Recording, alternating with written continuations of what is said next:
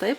Vytauto Didžiojo pagrindinės mokyklos rūsio patalpose, kurios gali būti panaudojamos ir jau tokia yra antrinė paskirtis, kad esant stichiniai nelaimė ar kitiem kokiam kataklizmam, čia galėtų būti saugi priebėga žmonėm. Na,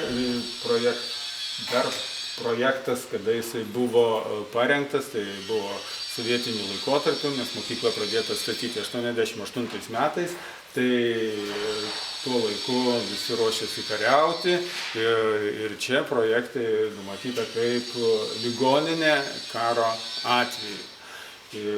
Tam, kad nebūtų patalpos tuščiai beprasmiškai, dabartiniu metu tai naudojamas kaip mokyklos ūkinės patalpos ir mokyklos personalas, kuris rūpinasi mokyklos eksploatacija, mokyklos stadiono eksploatacija. Čia tiesiog naudoja ir sandėliavimui, ir esant reikalui, ir remontui, įrengimo, mokyklinių baldų.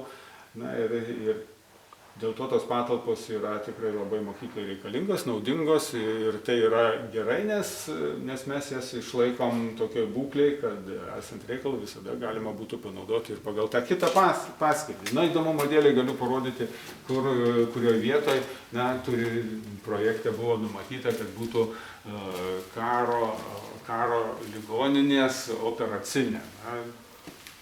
Eime. Galim eiti, žvilgtelti.